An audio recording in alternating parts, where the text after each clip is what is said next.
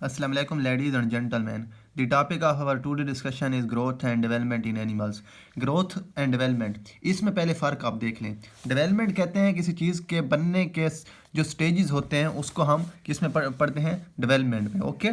और डेवलपमेंट मतलब कि एक मैं मिसाल दूँ एक इंसान की. वो एक बच्चा माँ के पेट में जब होता है तो पहले महीने से लेकर 10वें महीने तक के जितने जो स्टेजेस आते हैं और जितना ये दौरानी होते हैं, पीरियड होते हैं, इसको हम डेवलपमेंट में कंसीडर करते हैं. किसी चीज़ के बनने को हम डेवलपमेंट में कंसीडर करते हैं. और उसके बाद बनने के बाद उसकी जो ग्रोथ हो रही होती है उसको हम क्या कहते हैं, बनने के बाद यानी कि उसी की बढ़ोतरी हो रही होती है उसको हम ग्रोथ कहते हैं. ओके. एम्ब्रियोलॉजी. एम्ब्रियोलॉजी जो है वो एक स्टडी ऑफ ग्रोथ है. स्टडी ऑफ ग्रोथ और डिफ्रेंशिएशन मतलब कि सेल्स का ऑर्गन्स में चेंज हो जाने को हम डिफ्रेंशिएशन बोलते हैं. किसकी?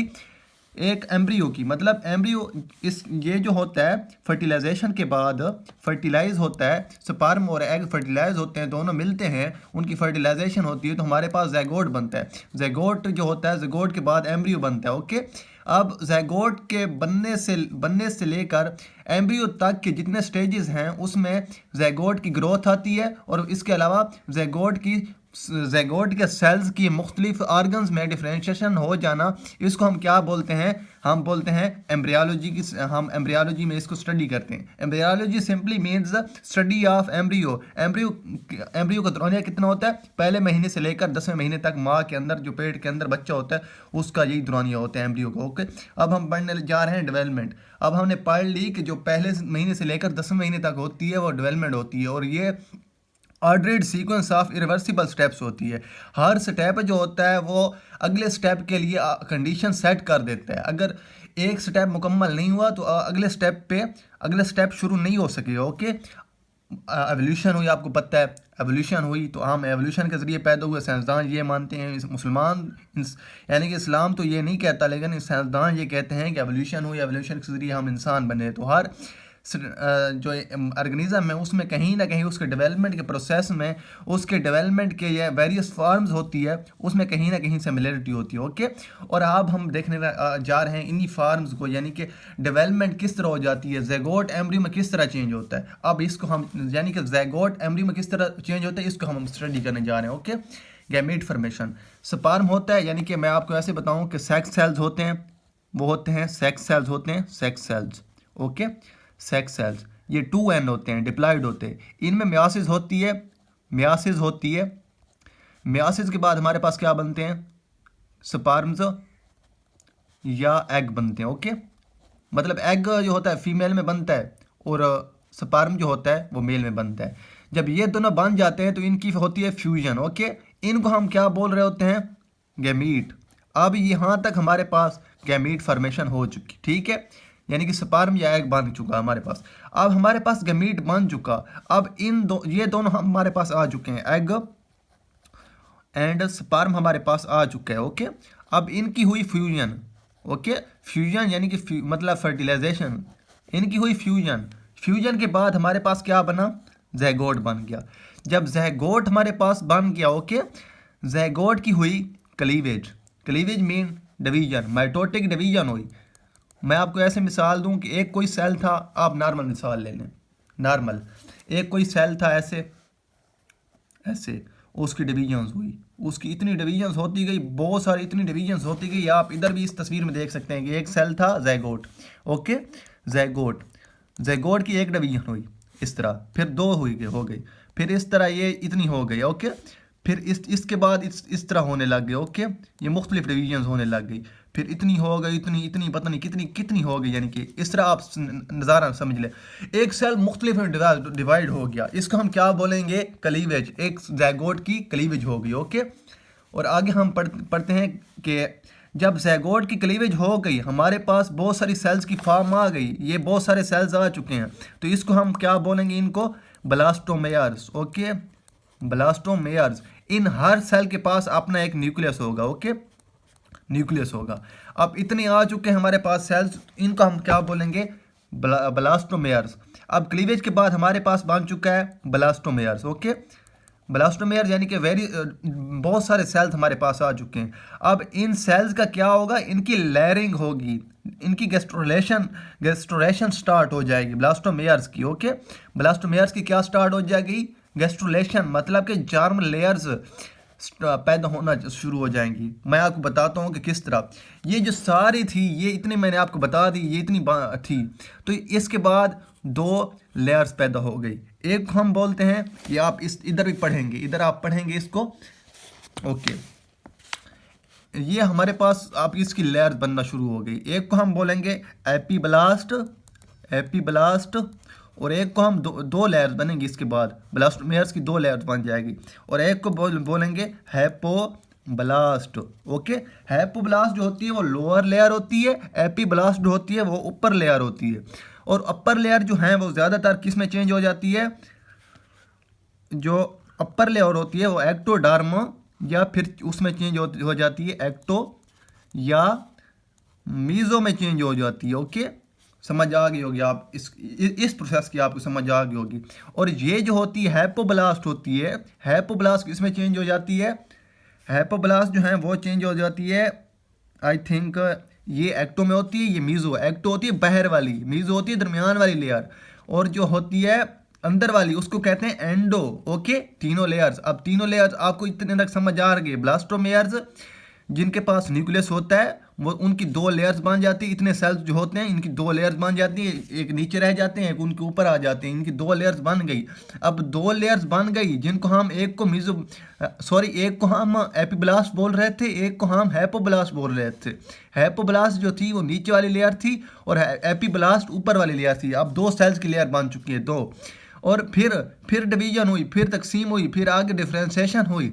तो जो एपीब्लास्ट थी वो एक्टोडर्म में चेंज हो गई, और इसके अलावा मीजोडर्म में चेंज हो गई 2 लेयर्स में। और जो हैपोब्लास्ट अंदर वाली थी, नीचे वाली थी, वो एंडोडर्म में चेंज हो गई। ठीक है, आपको इतनी तक समझ आ गई होगी। ओके, अब जो एंडोडर्म थी, फॉर एग्जांपल आप ह्यूमंस की मिसाल ले लें, और इन दोनों की आप मिसाल ले लें, हम इनको मैं समझाता हूँ, ह्यूमंस से आप इसकी मिसाल ले लें।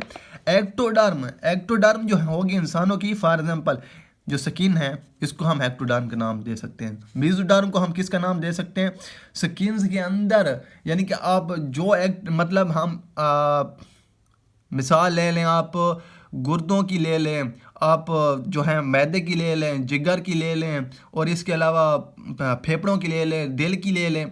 इनके दरमियान, इन ऑर्गन्स के दरमियान जितना फ्लूइड और जितनी स्पेस है उसको हम क्या नाम देते हैं, स्पेस को, उस स्पेस जो है इस ये लेयर इस स्पेस में चेंज हो गए। ओके, जो स्पेस हमारे इंसानों में मौजूद होती है इसको हम क्या बोलेंगे, मीजोडर्म। और जो एंडोडर्म होती है, आप मिसाल ले लें स्टोमेच की, स्टोमेच है ना, तो स्टोमेच की जो लेयर होती है, स्टोमेच भी तो है ना एक, और स्टोमेच की एक लेयर होती है बाहर जिससे ये कवर होता है, तो वो एंडोडर्म उस लेयर में चेंज होगी। Okay, layer of stomach. Okay,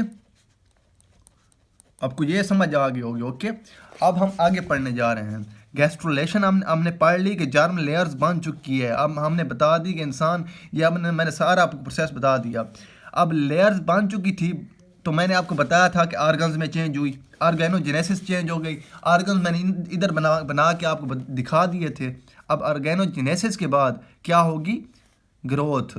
अब यहाँ तक डेवलपमेंट कंप्लीट है, डेवलपमेंट ख़त्म। अब डेवलपमेंट के बाद इंसान की ग्रोथ शुरू हो गई। ओके, जिसमें ऑर्गन्स, मतलब छोटा बच्चा होता है उसके छोटे ऑर्गन्स होते हैं, बड़ा होता है उसके बड़े होते हैं। आपका दिल बच्चे का छोटा होता है और बड़े का बड़ा होता है, या वैसे भी याद कर ले, ये आसानी से याद हो जाएगा। Organs increase in size, adult body form attend. Okay, development of चिक, यानी कि डेवलपमेंट ऑफ चिक जो है ना, ये बड़ी वो है चीज़ है। अगर जो इंसान इसको पढ़ ले ना, तो वो जो सारे जो वर्टिब्रेट्स हैं ना, उनके डेवलपमेंट के प्रोसेस को पढ़ने की ज़रूरत नहीं है। ओके, ये बेसिक स्कीम है। स्कीम का मतलब होता है मंसूबा, स्केच या plan. Okay, it will provide basis for understanding the early differentiation of the organ systems. यानी कि जो डिफ्रेंसिएशन होती है, सेल्स होते हैं बहुत सारे, मैंने आपको बताया है कि सेल्स थे, फिर उनके लेयर्स बनी, लेयर्स के बाद जो है वो लेयर्स ऑर्गन्स में चेंज हो गई। ओके, ये लेयर्स ऑर्गन्स में चेंज हो गई। ओके, लेयर जो है वो ऑर्गन्स में चेंज हो गई, ऑर्गन्स। ओके, ऑर्गन्स में चेंज हो गया, ऑर्गन्स की फिर ग्रोथ हुई, तो जो लेयर्स होती है, तो इससे हम हर ऑर्गेनिज्म की डिफ्रेंशिएशन हम पता लगा सकते हैं। डिफ्रेंशिएशन मतलब क्या, कि ऑर्गन्स बनना, सेल्स से ऑर्गन्स बनना, इसको हम क्या बोलते हैं, डिफ्रेंशिएशन बोलते हैं। ओके, और इसके बाद जो है वो body formation and the fundamental process of body formation, मतलब बॉडी फॉर्मेशन यानी कि ऑर्गन्स बनना, और ऑर्गन्स के बाद ऑर्गन्स की साइज इंक्रीज होना, इसको हम बॉडी फॉर्मेशन बोलते हैं। Okay, fertilisation and incubation. Okay, अब हम पढ़ने जा रहे हैं फर्टिलाइजेशन और इंक्यूबेशन। इसको पढ़ने से पहले मैं आपको दो तस्वीरें बताऊंगा, और इतने तक ये वाला जितना टॉपिक है और ये वाला आपका क्लियर हो जाएगा उन दो तस्वीरों से। ओके, चलते हैं उन दो तस्वीरों की जानिब। Okay, give me some time, thank you, just few seconds. Okay, तो अब चलते हैं। ओके, आप आसानी से नजर आएगा ओवरी। तो अब हम पढ़ने जा रहे हैं कि मतलब एक प्रोसीजर पढ़ने जा रहे हैं जिसको हम फर्टिलाइजेशन और उसके अलावा इंक्यूबेशन कहते हैं। ओके, फर्टिलाइजेशन और इंक्यूबेशन कहते हैं। ओके, फर्टिलाइजेशन एंड इंक्यूबेशन, ये दो स्टेजेस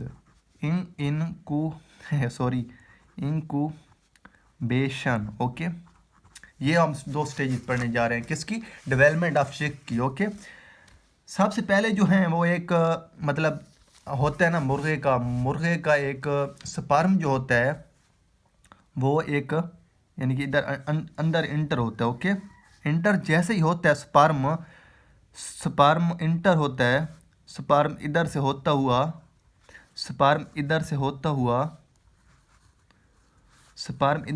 हुआ मतलब इधर इंटर हो जाता है, स्पर्म इधर आ गया, उस अंडा इधर से, एग फीमेल का इधर से इधर आया और इधर से ये आ गया, इनकी फ्यूजन हुई, ज़ैगोट बन गया, और ये ज़ैगोट जो है इधर से आया, ये ज़ैगोट की इधर फॉर्मेशन हो गई, और ये ज़ैगोट इधर से फिर हैच हो गया। इस हैच होने के बाद इंक्यूबेशन स्टार्ट होती है, और इस सारे फेज़ को हम फर्टिलाइजेशन बोलेंगे। अब फर्टिलाइजेशन को हम पढ़ने जा रहे हैं।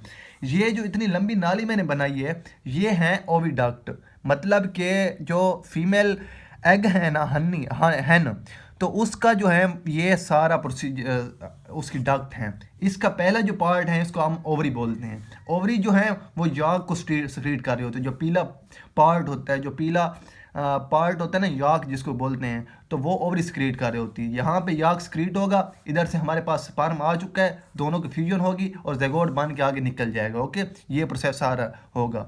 अब हम आगे पढ़ते हैं कि अब एक और पार्ट है इन्फंडिबुलम, ये इस पार्ट को जहाँ से ओवरी सिक्रीट होके याक सिक्रीट होके इधर इंटर होता है ओविडक्ट में, इस पहले पार्ट को हम इन्फंडिबुलम बोलते हैं। और ये क्या है, प्लेस फॉर रिटेंशन या रिसेप्शन आप बोल लें, एंड फर्टिलाइजेशन, यहाँ पे फर्टिलाइजेशन होगी, ज़ैगोट बनेगा, यही प्लेस है। ओके, ये पहली प्लेस है। ओके, और इसके बाद जो है दूसरा पार्ट हमारे पास ये वाला आ जाता है जिसको हम मैग्नम बोलते हैं। तो मैग्नम जो है वो एल्बुमिन को सिक्रीट कर रहा होता है, जो वाइट पार्ट होता है ना एक एग का, उसको मैग्नम सिक्रीट कर रहा होता है। और इस इजिथमस जो होता है वो वाइट पार्ट के ऊपर जो थोड़ा सा एक सॉफ्ट शेल होता है, एक हार्ड शेल के नीचे, उसको इजिथमस सिक्रीट कर रहा होता है। इसके बाद जो है वो फर्टिलाइजेशन के यानी कि एग फर्टिलाइज्ड हुआ वो ज़ैगोट और यूट्रस के पास आ जाता है। यूट्रस आउटर शेल सिक्रीट करता है, इसके पास ग्लैंड्स होती है, आउटर शेल सिक्रीट करता है। तो यूट्रस के बाद जो है वो कोलोन आ जाता है, कोलोन के बाद जो है एक एग की हैचिंग हो जाती है, हैच हो जाता है, यहाँ से निकल आता है। अब यहाँ से तो निकल आया, अब आगे का प्रोसीजर बताता हूँ। ये जो सारा प्रोसीजर था इसमें 22 घंटे तकरीबन लग जाते हैं यहाँ पे हैचिंग के लिए। ओके, जिनमें से 15 से 30 मिनट जो हैं वो इन्फंडिबुलम में लग जाते हैं, 2 से 3 घंटे मैग्नम में लग जाते हैं, तकरीबन इतना होता है एस्टिमेट। एजिथमस में भी 2 से 3 घंटे लग जाते हैं। यूटिरस उसमें कम अज़ कम 18 से 26 घंटे लग सकते हैं, तकरीबन इतना प्रोसीजर लग सकता है, तकरीबन ज़्यादा नहीं लग सकता, तकरीबन 18 घंटे भी लग जाते हैं, इतना प्रोसीजर उसमें लग जाता है। अब अंडा हमारे पास आ गया, अब अंडा बाहर आ चुका है, तो अंडे को हम फेवरेबल जब तक कंडीशंस नहीं देंगे तो उसकी जो है इंक्यूबेशन स्टार्ट नहीं होगी। इंक्यूबेशन किसको बोलते हैं हम, इंक्यूबेशन मतलब कि एक ऑर्गेनिज्म यानी कि एक चिक के एग का रेडी होना किसके लिए, उसका यानी कि ग्रोथ के लिए रेडी होना, उसको हम इंक्यूबेशन बोलेंगे। इंक्यूबेशन के लिए जब तक टेम्परेचर 36 से 38 सेल्सियस स्केल तक हम नहीं देंगे तो इंक्यूबेशन स्टार्ट नहीं होगी। ओके, और 21 दिन बाद हमारे पास क्या हो जाता है, एक हमारे पास चिक आ जाता है। ओके, यानी कि निकल आता है, अंडे में से निकल आता है 21 दिन बाद। अब हम पढ़ने जा रहे हैं कि एक अंडा हमारे पास है, अंडा जो आपने कभी कभी खाया भी होगा, तो उसके पार्ट्स कितने होते हैं। ओके, ये हम अब पढ़ने जा रहे हैं। ओके,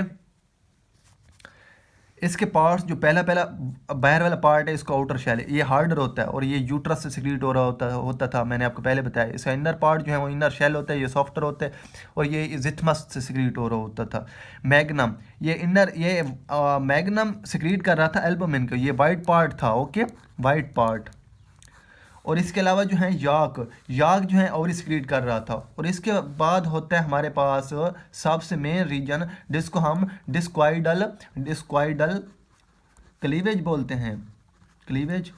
हैं। ओके, मैंने आपको बताया था इधर आपको मैंने एक बात बताई थी, कि इधर क्लीवेज हो रही होती, और ये जो पार्ट है यहाँ, ये वाला पार्ट, इसको हम डिस्क्वाइडल क्लीवेज बोलेंगे। यहाँ पे क्लीवेज होती है, सेल्स बनते हैं, और ये सारा प्रोसेस जो होता है इधर ही हो रहा होता है, दरमियान में आप देख सकते हैं ये सारा process. Okay, that was all from me of today lecture of development of chick and the growth and development in animals. Okay, thank you for watching this. Subscribe, like and comment on my channel. Thank you for watching this.